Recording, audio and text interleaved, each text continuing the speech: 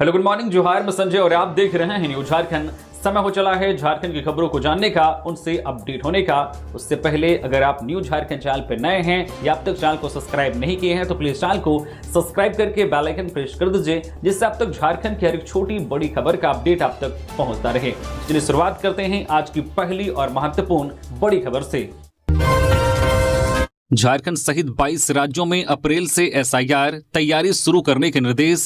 चुनाव आयोग की ओर से देश के विभिन्न राज्यों और केंद्र शासित प्रदेशों जैसे बिहार, यूपी, तमिलनाडु, बंगाल आदि में वोटर लिस्ट के विशेष गहन पुनरीक्षण एसआईआर की प्रक्रिया कराई गई है। इसी कड़ी में चुनाव आयोग ने वोटर लिस्ट में व्यापक सुधार और संशोधन करने के लिए एक महत्वपूर्ण कदम उठाया है।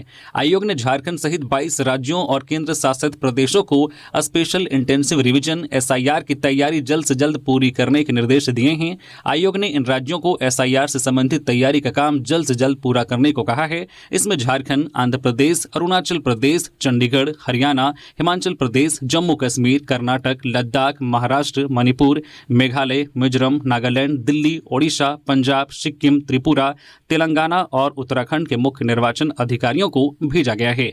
बता दें कि एसआईआर का उद्देश्य यह सुनिश्चित करना है कि सभी पात्र नागरिकों के नाम मतदाता सूची में शामिल हो और वे अपने वोट के अधिकार का प्रयोग कर सके। निर्वाचन आयोग ने एसआईआर के लिए बचे हुए राज्यों से कहा है कि वो तैयारी शुरू कर दे। आयोग ने अधिकारियों को अप्रैल 2026 से शुरू होने वाले एसआईआर के लिए तैयारी करने का निर्देश दिया है। इस विशेष गहन संशोधन के तहत मतदाता सूची का संशोधन किया जाएगा और नए मतदाताओं को पंजीकृत किया जाएगा। पूर्व मंत्री कांग्रेस नेता योगेंद्र साव और उनकी पत्नी पूर्व विधायक निर्मला देवी गिरफ्तार। अदानी और एनटीपीसी कॉल प्रोजेक्ट का लगातार कर रहे थे विरोध। पूर्व मंत्री योगेंद्र साव और पूर्व विधायक निर्मला देवी की गिरफ्तारी हुई है। पुलिस ने दोनों को हिरासत में लेकर आवश्यक कानूनी प्रक्रिया शुरू कर दी है। गिरफ्तारी के बाद राजनीतिक गलियारों में हलचल तेज हो गई है। दोनों की गिरफ्तारी गुरुवार के दोपहर लगभग 3 बजे हुई है। मिली जानकारी के अनुसार पूर्व मंत्री पर बड़कागांव, केरेडारी, पगार, ओपी समेत कई थानों में मामले दर्ज थे। पूर्व मंत्री 31 दिसंबर 2025 से एनटीपीसी के चट्टी बरियातू कोल माइंस में अपनी मांगों को लेकर धरने पर बैठे थे। पुलिस ने धरना स्थल से ही उन्हें गिरफ्तार किया। गिरफ्तारी से पहले पूर्व मंत्री अपनी बेटी और पूर्व विधायक अंबा प्रसाद के साथ दिल्ली गए थे, जहां उन्होंने कांग्रेस पार्टी के वरिष्ठ नेता राहुल गांधी से मुलाकात की थी। दिल्ली से लौटकर वे गुरुवार को चट्टी बरियातू स्थित धरना स्थल पर पहुंचे थे, जहां पुलिस ने उन्हें हिरासत में लिया। रांची में भी बच्चा चोरी के आरोप में भीड़ ने की पिटाई। 2 महिला सहित 3 को पुलिस ने दबोचा। रांची जिले के बरियातू थाना क्षेत्र स्थित एदलहातू में 2 महिला सहित 3 लोगों को भीड़ ने अपना निशाना बनाया है। तीनों पर एक बच्चे को चुराने का आरोप है। हालांकि पुलिस ने मौके पर पहुंचकर तीनों को भीड़ के चंगुल से छुड़ा लिया। बच्चा चोरी की अफवाह अब राजधानी रांची को भी अपनी चपेट में ले चुका है। गुरुवार को रांची के एदलहातू में 2 महिला और एक पुरुष को स्थानीय लोगों ने बच्चा चोरी के आरोप में जमकर पीटा। खैरियत रही कि मामले की जानकारी बरियातू पुलिस को मिल गई, जिसके बाद बरियातू थाना प्रभारी मनोज कुमार आनंद फानन में मौके पर पहुंचे और तीनों को भीड़ से बचा लिया। दरअसल 2 महिला और एक पुरुष ऑटो में एक बच्चे को लेकर जा रहे थे।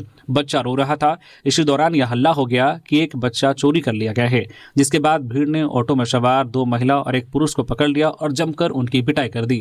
हालांकि अभी तक यह स्पष्ट नहीं हो पाया कि क्या वाकई में बच्चा चोरी किया जा रहा था। बरियातू थाना प्रभारी मनोज कुमार ने बताया है कि बच्चा चोरी के आरोप में 2 महिला और एक पुरुष को स्थानीय लोगों ने पकड़ लिया और कुछ लोगों ने उनकी पिटाई कर दी। हालांकि पुलिस ने त्वरित कार्रवाई करते हुए तीनों को भीड़ से बचा लिया है। फिलहाल तीनों को सुरक्षित थाने में रखा गया है और उनसे पूछताछ की जा रही है।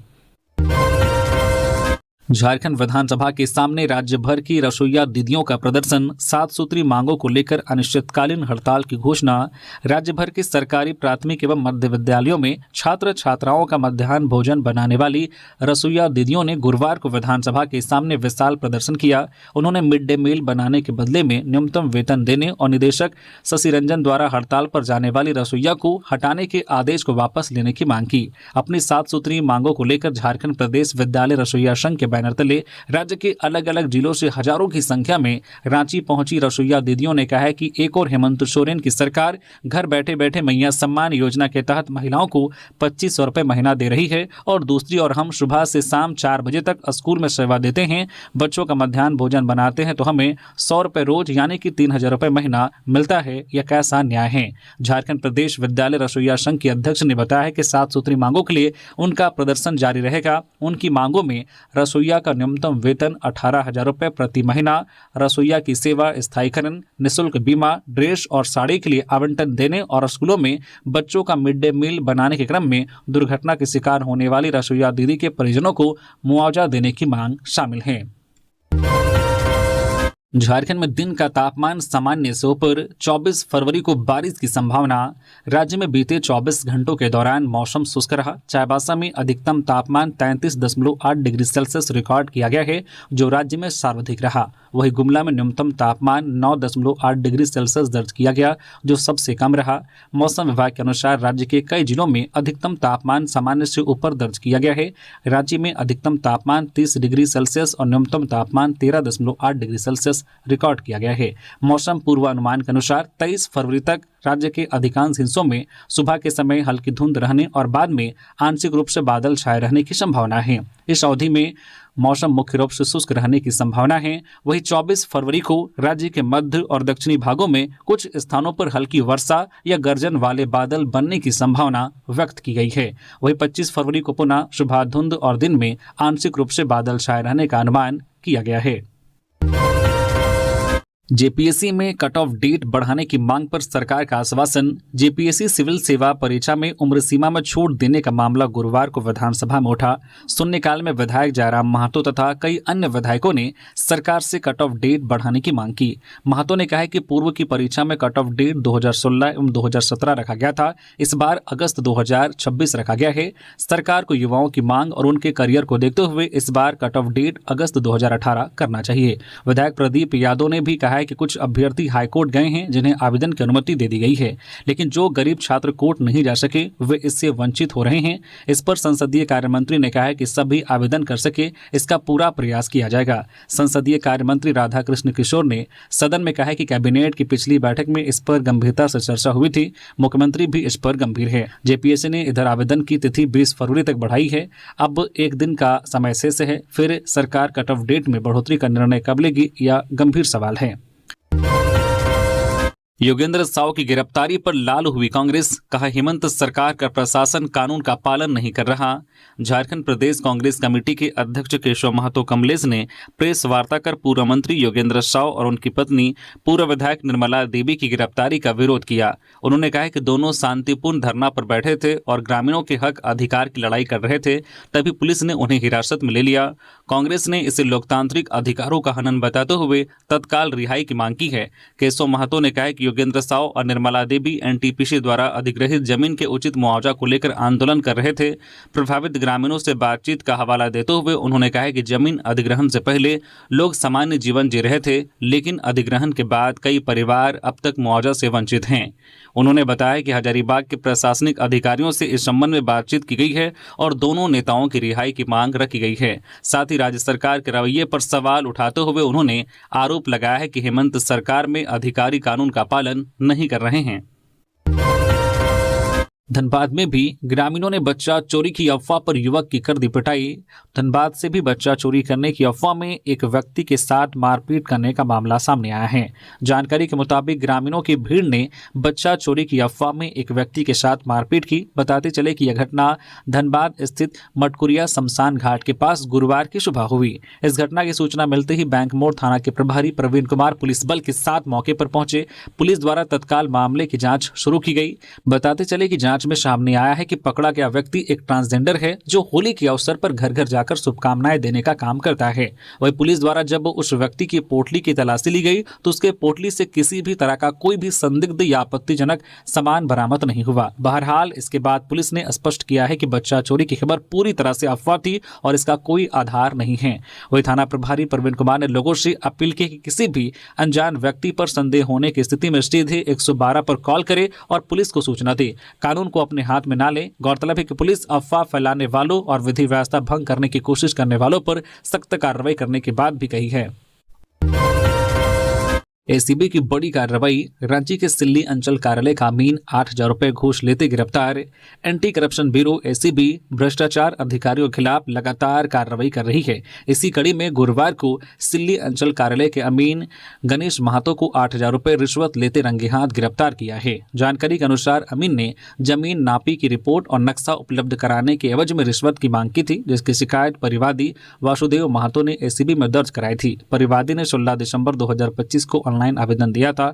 10 फरवरी 2026 को भूमि की नापी की गई, जिसके बाद अमीन कथित रूप से रिपोर्ट और नक्शा देने के लिए घूस की मांग कर रहा था। एसीबी ने परिवादी की शिकायत की जांच कराई। जांच में घूस मांगे जाने की बात सही पाई गई। इसके बाद एसीबी ने जाल बिछाया और 8,000 रुपए रिश्वत लेते रंगे हाथ दबोच लिया। देवघर में 50 लाख से ज्यादा का ब्राउन शुगर जब्त। पुलिस ने एक तस्कर को किया गिरफ्तार। देवघर शहर में नशे के खिलाफ चल रही कार्रवाई के बीच गुरुवार को पुलिस ने एक युवक को ब्राउन शुगर के साथ गिरफ्तार किया है। बताया जा रहा है कि गुप्त सूचना मिलने के बाद सदर अनुमंडल पुलिस पदाधिकारी के नेतृत्व में टीम ने छापेमारी की और मौके से 317 पुड़िया ब्राउन शुगर बरामद किए। जब्त नशीले पदार्थ का वजन करीब 130 ग्राम बताया गया है। पकड़े गए युवक की पहचान अजय मार्डी लगभग 26 वर्षीय के रूप में हुई है, जो पश्चिम बंगाल के आसनसोल क्षेत्र का रहने वाला बताया जा रहा है। पुलिस ने उसके पास से एक मोबाइल फोन, 1190 रुपए नगद, बैग और कुछ अन्य सामान भी जब्त किए हैं। जब्त किए गए अफीम की कीमत लगभग 50 लाख रुपए बताई जा रही है। सूत्रों की माने तो युवक यहां ब्राउन शुगर की सप्लाई करने की फिराक में था। जेपीएससी सिविल सेवा प्रारंभिक परीक्षा की तिथि बदली। अब 15 मार्च को होगी पीटी। झारखंड लोक सेवा आयोग जेपीएससी ने सिविल सेवा संयुक्त प्रतियोगिता परीक्षा 2025 की प्रारंभिक परीक्षा पीटी की तिथि में संशोधन किया है। पहले यह परीक्षा 8 मार्च 2026 को आयोजित होने वाली थी, लेकिन अब इसे 15 मार्च 2026 को आयोजित किया जाएगा। आयोग ने प्रशासनिक कारणों से परीक्षा कार्यक्रम में आंशिक बदलाव करते हुए अभ्यर्थियों को नई तिथि के अनुरूप अपनी तैयारी सुनिश्चित करने का निर्देश दिया है। आयोग द्वारा जारी सूचना के अनुसार प्रारंभिक परीक्षा राज्य के विभिन्न जिला मुख्यालयों में निर्धारित केंद्रों पर आयोजित होगी। अभ्यर्थियों को सलाह दी गई है कि वे आधिकारिक वेबसाइट पर नियमित रूप से अपडेट देखते रहें। झारखंड विधानसभा बजट सत्र। मांडू विधायक ने दिया धरना। हाथियों के हमले से मौत पर सरकार को घेरा। झारखंड विधानसभा के बजट सत्र के दूसरे दिन गुरुवार को मांडू विधायक ने झारखंड में जंगली हाथियों के हमले से हो रही मौत पर प्रदर्शन किया। दरअसल हाल ही में हाथियों के हमले में 7 लोगों की मौत के बाद सियासी हलचल तेज हो गई है, जिस पर विधानसभा परिसर के बाहर मांडू विधायक निर्मल महतो सीढ़ियों पर बैठकर बैनर के साथ प्रदर्शन किया। उन्होंने सरकार और वन विभाग पर गंभीर लापरवाही का आरोप लगाया। प्रदर्शन के दौरान विधायक ने यह भी आरोप लगाया है कि खनन क्षेत्रों में अवैध कोयला और लोहा चोरी के साथ रात में होने वाली ब्लास्टिंग से हाथियों का प्राकृतिक आवास प्रभावित हो रहे हैं। इसके कारण हाथी जंगल छोड़कर आबादी वाले इलाकों की ओर रुख कर रहे हैं। विधायक ने कहा कि जल जंगल जमीन की रक्षा का वादा करने वाली सरकार आज इन संसाधनों की सुरक्षा में असफल रही है। वहीं मृतकों के परिजनों को दिए जा रहे मुआवजे को लेकर भी नाराजगी जताई गई। वर्तमान में 4 लाख रुपए की सहायता राशि को बढ़ाकर 20 से 30 लाख रुपए करने की मांग की गई है। साथ ही पीड़ित परिवार के एक सदस्य को सरकारी नौकरी देने की भी मांग उठाई गई। रांची के डोरंडा कार बाइक एक्सीडेंट मामले में अधिवक्ता मनोज टंडन के खिलाफ जांच पर रोक।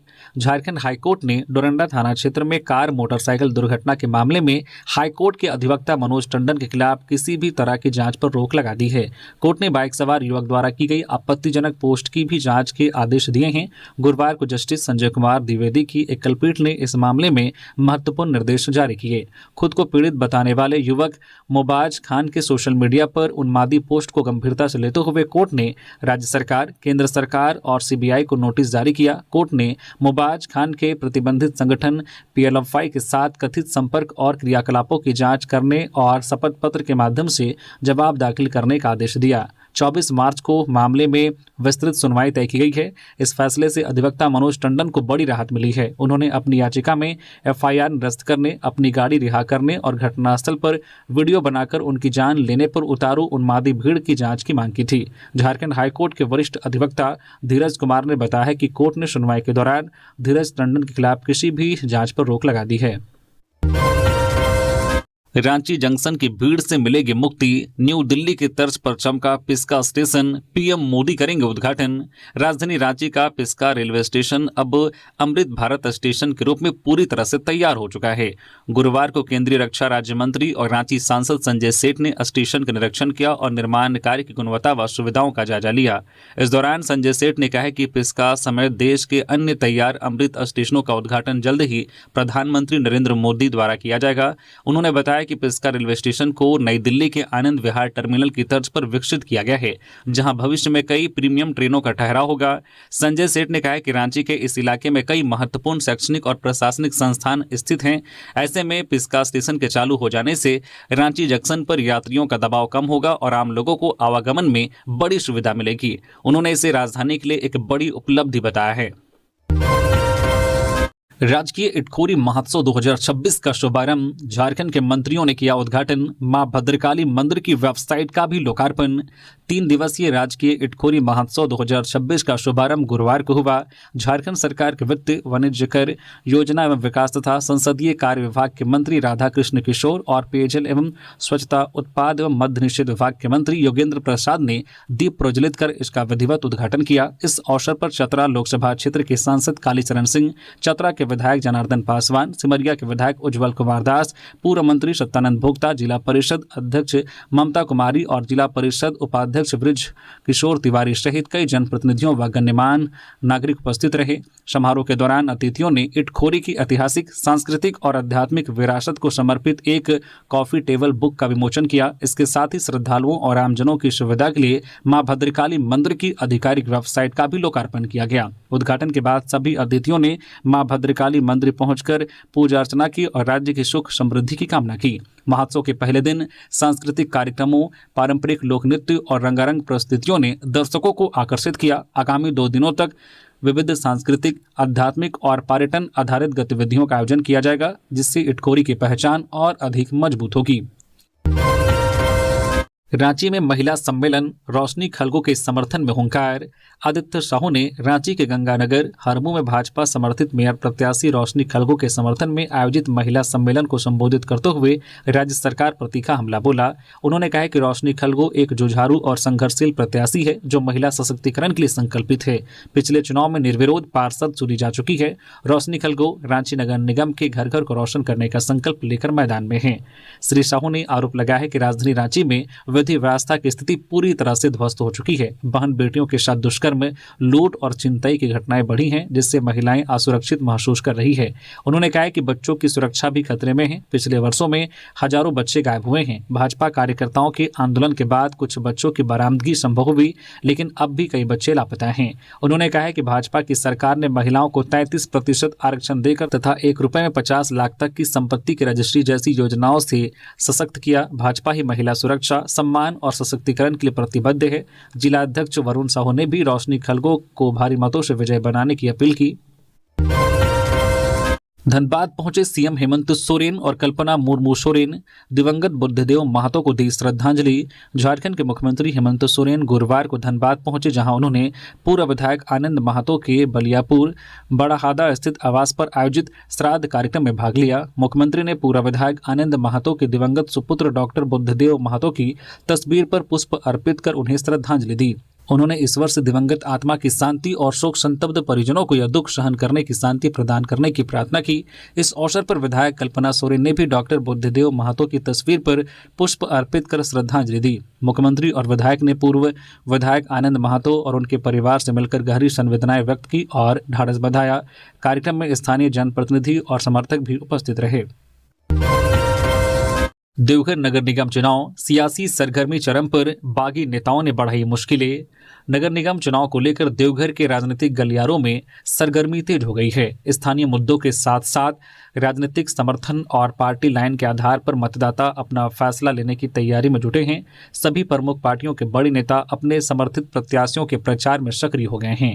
भारतीय जनता पार्टी भाजपा ने पूर्व पार्षद रीता चौरसिया को अपना समर्थित मेयर प्रत्याशी बनाया है। सांसद निशिकांत दुबे सहित पार्टी के तमाम बड़े नेता उनके प्रचार प्रसार में जुटे हुए हैं। सांसद दुबे ने बागी बागी नेताओं पर निशाना साधते हुए कहा है कि जो नेता आज पार्टी से बागी हुए हैं उन्हें एक दिन भाजपा में ही लौटना है। ऐसे में उन्हें रिश्तों में गांठ नहीं डालनी चाहिए। उन्होंने झारखंड सरकार पर आरोप लगाया है कि डर के कारण उसने दलगत आधार पर निकाय चुनाव नहीं कराए। इस वजह से भाजपा को हर वार्ड और मोहल्ले में यह समझाना पड़ रहा है कि भाजपा समर्थित उम्मीदवार को ही असली कमल छाप समझकर वोट दिया जाए। दुबे ने दावा किया है कि राज्य के 48 निकाय चुनाव में भाजपा समर्थित प्रत्याशी विजय हो रहे हैं।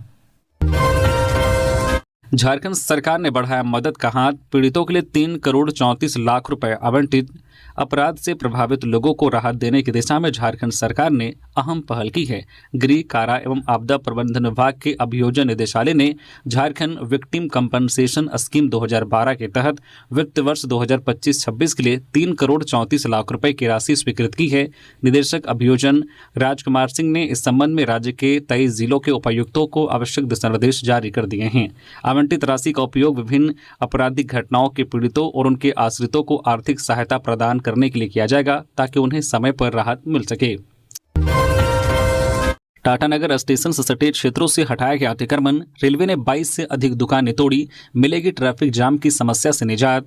जमशेदपुर के टाटानगर रेलवे स्टेशन के पुनर्विकास और विस्तारीकरण के लिए रेलवे ने एक बड़ा कदम उठाया है। स्टेशन से सटे कीटाडी और गोल पहाड़ी क्षेत्र में रेलवे भूमि पर बने अतिक्रमण को हटाने के लिए एक विशेष अभियान चलाया गया। इस अभियान के तहत 22 से अधिक दुकानों को ध्वस्त किया गया। यह कार्रवाई स्टेशन के विकास कार्यों को गति देने, यात्रियों को बेहतर सुविधाएं प्रदान करने और ट्रैफिक जाम की समस्या से निजात दिलाने के उद्देश्य से की गई।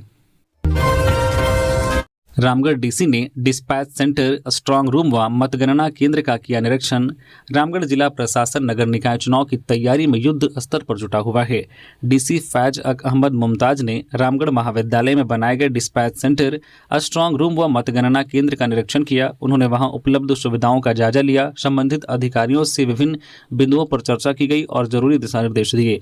डीसी ने कॉलेज परिसर में पेयजल, शौचालय, पार्किंग सहित अन्य मूलभूत सुविधाओं की जानकारी ली। संबंधित अधिकारियों को सभी तैयारी को समय पर पूर्ण करने के निर्देश दिए। मौके पर डीडीसी आशीष अग्रवाल, उप निदेशक पदाधिकारी रविंद्र कुमार गुप्ता सहित अन्य संबंधित अधिकारी उपस्थित थे। लातेहार में जमीन विवाद में बुजुर्ग की मौत, धक्का लगने से मौत का आरोप, ग्रामीण कर रहे गिरफ्तारी की मांग। लातेहार जिले के बालूमाथ थाना क्षेत्र के जिलंगा गांव में गुरुवार को जमीन विवाद ने हिंसक रूप ले लिया। इस दौरान 69 वर्षीय तैयब अंसारी की मौत हो गई। मृतक के परिजनों ने धक्का मुक्की में मौत का आरोप लगाया है। मृतक की पत्नी महरूम बीबी के अनुसार तैयब अंसारी और द्वारिका महतो के बीच रास्तों को लेकर लंबे समय से जमीन का विवाद चल रहा था। गुरुवार को हुए झगड़े के दौरान द्वारिका महतो ने तैयब अंसारी को धक्का दे दिया, जिससे वे गिर पड़े। महरूम बीबी का दावा है कि अंदरूनी चोट लगने से तैयब अंसारी की मौके पर ही मौत हो गई। घटना के बाद द्वारिका महतो और उनके दोनों पुत्र मौके से फरार हो गए। वहीं दूसरे पक्ष का कहना है कि तैयब अंसारी ने जिस जगह घर बनाया था वहां जाने के लिए रास्ता नहीं था, वे जबरन रास्ता मांग रहे थे। इसी मुद्दे पर सुबह दोनों पक्षों में बहस हुई थी, जिसके बाद द्वारिका महतो अपने घर चले गए थे। दूसरे पक्ष का दावा है कि तैयब अंसारी की मौत हार्ट अटैक से हुई है, जिससे हत्या का रूप दिया जा रहा है। रांची विश्वविद्यालय ने जारी किया सेमेस्टर 2 का संशोधित परीक्षा कार्यक्रम। रांची विश्वविद्यालय ने स्नातकोत्तर एमए, एमएससी, एमकॉम सेमेस्टर 2 सत्र 2024-26 के नियमित एवं व्यावसायिक पाठ्यक्रमों की परीक्षा 2025 का संशोधित पाठ्यक्रम जारी कर दिया है। पूर्व में ये परीक्षाएं 25 फरवरी से प्रस्तावित थी, जिन्हें अब 17 मार्च से आयोजित करने का निर्णय लिया गया है। विश्वविद्यालय प्रशासन के अनुसार सभी परीक्षाएं दोपहर 1 बजे से शाम 4 बजे की पाली में आयोजित की जाएंगी। झारखंड विधानसभा बजट सत्र, सिमडेगा विधायक ने पशु चिकित्सा की समस्याओं पर उठाए सवाल। झारखंड विधानसभा बजट सत्र के दूसरे दिन तारांकित प्रश्नकाल में सिमडेगा विधायक भूषण बाड़ा ने पशु चिकित्सा से जुड़ी समस्याओं पर सवाल उठाए। उन्होंने कहा कि राज्य के कई क्षेत्रों में पशु चिकित्सा केंद्र नहीं खुले हैं, केंद्रों में प्रशिक्षित कर्मचारी नहीं हैं और टीकाकरण की कमी के कारण मवेशी मर रहे हैं। इस पर कृषि मंत्री शिल्पी नेहात्रिकी ने जवाब दिया है कि सरकार पशुपालकों के प्रति संवेदनशील है। जो आंकड़े दिए गए हैं वह बिल्कुल सही हैं। पशुधन योजना, पशु चिकित्सालय से पशुपालकों को जोड़ा जा रहा है। सिमडेगा में 12 मवेशियों की मौत के बाद सरकार की एक टीम ने गांव का भ्रमण किया था। जांच में यह पता चला है कि मवेशी जंगल में कुछ ऐसा खा ले रहे हैं जिससे उनका पेट फूल जा रहा है और वे मर जा रहे हैं। इसकी जांच की जा रही है। मेडिकल जांच रिपोर्ट आने के बाद उसके इलाज की व्यवस्था की जाएगी। विधायक भूषण बाड़ा ने गाँव के पशु चिकित्सालयों में व्यवस्था बढ़ाने की मांग की है। नगर निकाय चुनाव को लेकर भाजपा ने झोंकी ताकत। हजारीबाग और कोडरमा में पार्टी समर्थित प्रत्याशियों के लिए मांगे वोट। झारखंड में नगर निकाय चुनाव को लेकर भाजपा काफी रेस में है। प्रदेश के विभिन्न जिलों में पार्टी के द्वारा घोषणा पत्र जारी किया गया। साथ ही उन्होंने भाजपा समर्थित प्रत्याशियों के पक्ष में मतदान की अपील भी की है। भाजपा के प्रदेश प्रवक्ता अविनेश सिंह गुरुवार को हजारीबाग पहुंचे। प्रेस वार्ता कर उन्होंने कहा है कि भाजपा से समर्थित उम्मीदवार सुदेश चंद्रवंशी को मतदाता का सहयोग प्राप्त हो रहा है। उन्होंने कहा कि संकल्प पत्र में हजारीबाग नगर निगम क्षेत्र के विकास की रूपरेखा की झलक दिखती है। नगर निगम में भाजपा विकास, पारदर्शिता और सुशासन को मुख्य मुद्दा बनाकर उतरी है। पार्टी ने पानी, स्वच्छता और बुनियादी ढांचे के विकास के लिए राष्ट्रवादी कार्यकर्ताओं को जिताने की अपील की है। वही भाजपा सांसद मनीष जायसवाल ने कहा है कि केंद्र सरकार के महत्वपूर्ण और महत्वाकांक्षी योजनाओं ने देश की तस्वीर बदली है। जनता प्रधानमंत्री नरेंद्र मोदी के चेहरे को देखते हुए हजारीबाग में मतदान करेगी। वही कोडरमा से भाजपा समर्थित उम्मीदवार के पक्ष में गुरुवार को चुनाव प्रचार करने भाजपा नेत्री शोभा यादव कोडरमा पहुंची, जहां उन्होंने पार्टी कार्यकर्ताओं और नेताओं के साथ बैठक के बाद प्रेस कॉन्फ्रेंस की। शोभा यादव ने कहा कि लोगों के बीच हमेशा बने रहने वाले निष्ठावान कार्यकर्ता को भाजपा ने अपना समर्थित उम्मीदवार घोषित किया है। शोभा यादव ने कहा कि कोडरमा की जनता भाजपा को पूरा समर्थन देती रही है। सांसद से लेकर विधायक तक भाजपा के हैं। ऐसे में शहर की सरकार का संचालन भी लोग भाजपा समर्थित उम्मीदवार को करने का ही मौका देंगे। झारखंड जगुआर के 18 साल पूरे, 24 शहीदों को नमन, 303 नक्सली गिरफ्तार, जीत ही लक्ष्य का संकल्प। झारखंड राज्य में वामपंथी उग्रवाद के उन्मूलन के लिए गठित विशेष बल झारखंड जगुआर एसटीएफ ने अपना 18वां स्थापना दिवस पूरे उत्साह और गौरव के साथ मनाया। वर्ष 2008 में गठित इस विशेष बल ने राज्य में नक्सल उन्मूलन की दिशा में अपनी अलग और सशक्त पहचान बनाई है।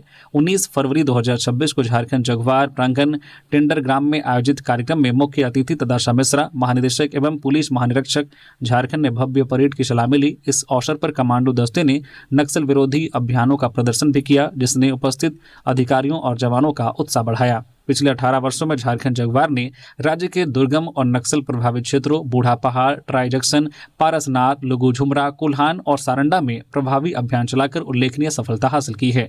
बल द्वारा अब तक 303 नक्सलियों को गिरफ्तार किया गया है तथा 50 दुर्दांत उग्रवादियों को मुठभेड़ में मार गिराया गया है। नक्सल उन्मूलन अभियान के दौरान 24 वीर जवानों और पदाधिकारियों ने अपने प्राणों की आहुति दी है। कार्यक्रम में इन सभी शहीदों को विनम्र श्रद्धांजलि अर्पित की गई।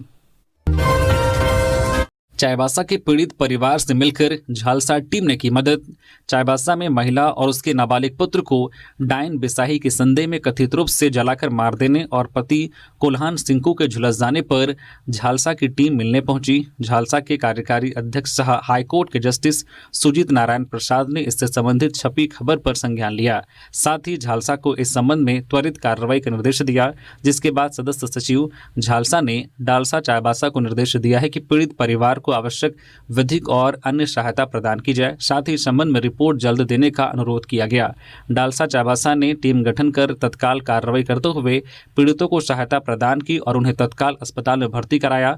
कार्यकारी अध्यक्ष झालसा के निर्देश के आधार पर पीड़ित परिवार को तत्काल 25,000 रुपये की सहायता प्रदान की गई है। साथ ही निर्देश दिया गया है कि डालसा पीड़ित परिवार की सुरक्षा सुनिश्चित करेगा और संबंधित गांव में जागरूकता अभियान भी चलाएगा। खूंटी में पीएलएफआई के नाम पर लेवी वसूली करने वाला कुख्यात अपराधी गिरफ्तार, हथियार तस्करी का भी खुलासा। नक्सल विरोधी अभियान में खूंटी पुलिस को बड़ी सफलता मिली है। प्रतिबंधित नक्सल संगठन पीएलएफआई के नाम पर लेवी वसूली और अवैध हथियार रखने और आपराधिक घटनाओं को अंजाम देने वाले नामजद अभियुक्त अजीम हब्बारी उर्फ मोहम्मद अजीम हब्बारी उर्फ हिमांशु को पुलिस ने गिरफ्तार कर लिया है।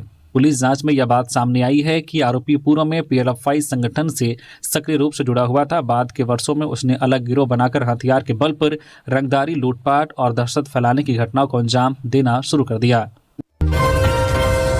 झारखंड विधानसभा में उठा NH 33 खारसावा रटगांव सड़क का मुद्दा, सुधार की मांग।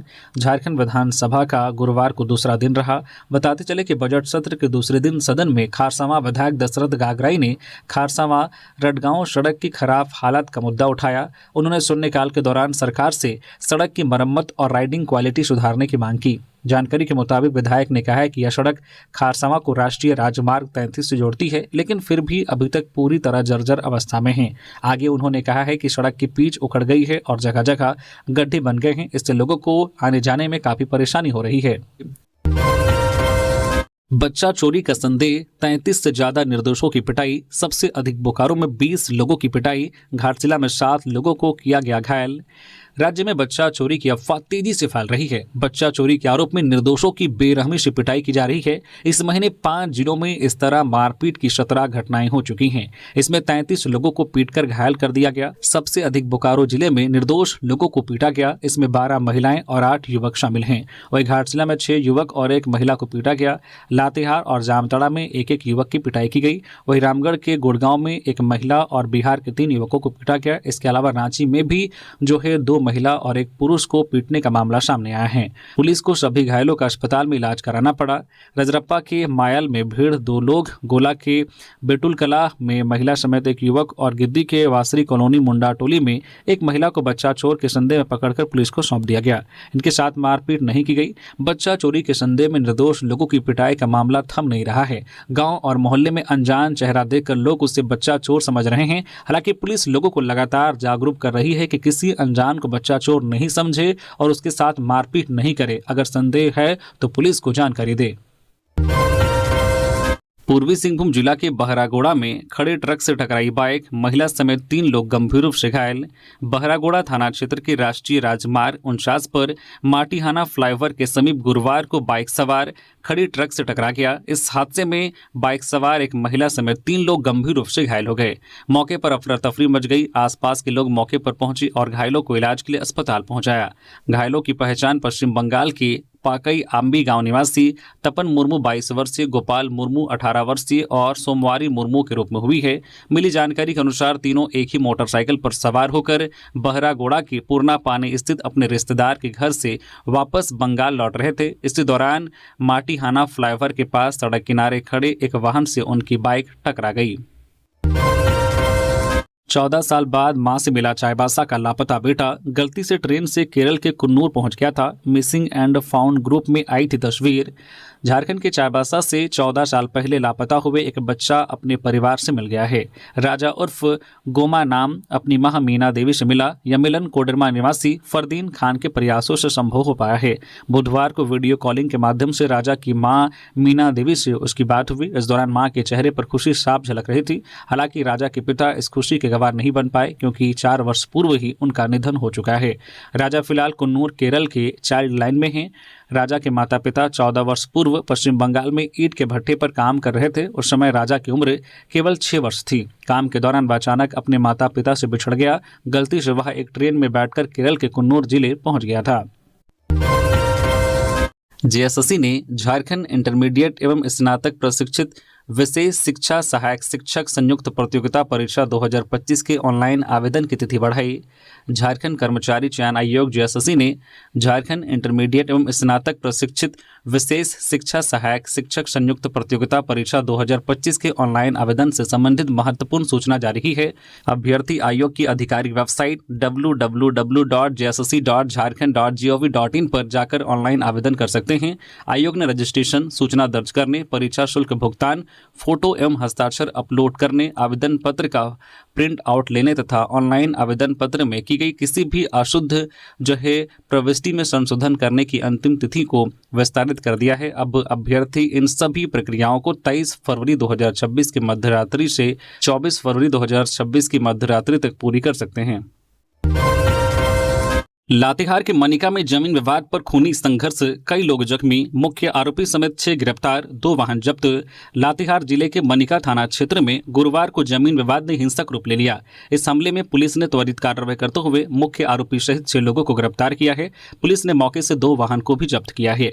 थाना प्रभारी प्रभात कुमार दास के नेतृत्व में पहुंची पुलिस टीम ने मुख्य आरोपी अभिमन्यु यादव को गिरफ्तार किया। उसके साथ निखिल यादव, अंकित यादव, शिवम तिवारी, अमित कुमार और सौरभ सिंह को भी पकड़ा गया। सभी आरोपी रांची जिले के निवासी बताए जा रहे हैं। थाना प्रभारी प्रभात दास ने बताया कि अभिमन्यु यादव अपने बाहरी सहयोगियों के साथ विवादित जमीन पर कब्जा करने पहुंचा था। जमीन के दावेदार कामाख्या प्रसाद और उनके परिजनों ने इसका विरोध किया। विरोध करने पर आरोपियों ने हथियारों से लैस होकर कामाख्या प्रसाद और उनके परिजनों के सदस्यों पर हमला कर दिया। इस हमले में कामाख्या प्रसाद समेत परिवार के कई सदस्य गंभीर रूप से घायल हो गए। पुलिस ने कार्रवाई के दौरान घटनास्थल से एक काले रंग की स्कॉर्पियो और एक ब्रेजा वाहन जब्त किया है। गिरिडीह में यौन शोषण शिकायत के बाद नाबालिग का अपहरण, पुलिस ने 2 आरोपी पकड़े, पीड़ित सकुशल बरामद। गिरिडीह जिले के बिरनी प्रखंड के भरकट्टा ओपी क्षेत्र में एक नाबालिग लड़की का अपहरण कर लिया गया। पुलिस ने त्वरित कार्रवाई करते हुए मामले में 2 आरोपियों को गिरफ्तार किया है, जबकि नाबालिग पीड़िता को सकुशल बरामद कर लिया गया है। गिरिडीह के पुलिस अधीक्षक डॉक्टर विमल कुमार ने इस मामले की पुष्टि की। जानकारी के मुताबिक बिरनी थाना क्षेत्र की रहने वाली इस नाबालिग लड़की ने लगभग 22 दिन पहले एक युवक पर यौन शोषण का आरोप लगाते हुए स्थानीय थाने में शिकायत दर्ज कराई थी। इस शिकायत के आधार पर प्राथमिकी भी दर्ज की गई थी। परिजनों का आरोप है कि शिकायत दर्ज होने के बावजूद पुलिस ने मामले में अपेक्षित कार्रवाई नहीं की, जिससे आरोपियों का मनोबल बढ़ गया। मंगलवार शाम को नाबालिग लड़की घर से सामान लेने के लिए पास की दुकान जा रही थी, तभी पूर्व में यौन शोषण के आरोप में नामजद आरोपी सहित 4 लोगों ने कथित तौर पर उसका अपहरण कर लिया। देर शाम तक जब लड़की घर वापस नहीं लौटी तो परिजनों की चिंता बढ़ गई। खोजबीन के बाद लड़की के पिता ने थाने पहुंचकर लिखित शिकायत दर्ज कराई। उन्होंने 4 लोगों को नामजद आरोपी बताया और पुलिस पर पहले की शिकायत में सुस्ती बरतने का आरोप भी लगाया। मामले की गंभीरता को देखते हुए पुलिस तुरंत हरकत में आई। एक विशेष टीम का गठन किया गया और छापामारी अभियान चला गया। लगातार दबिश के बाद पुलिस ने 2 आरोपियों को गिरफ्तार कर लिया है और नाबालिग को भी सुरक्षित बरामद कर लिया। तो ये थी आज की झारखंड की टॉप बड़ी खबरें। इसी तरह से झारखंड की हर एक छोटी बड़ी खबर देखने के लिए आप हमारे न्यूज झारखंड चैनल को सब्सक्राइब करके बेल आइकन प्रेस कर दीजिए, जिससे आप तक झारखंड की हर एक छोटी बड़ी खबर का अपडेट आप तक पहुंचता रहे। तो अभी के लिए बस इतना ही, फिर मिलते हैं किसी और खबरों के साथ। धन्यवाद।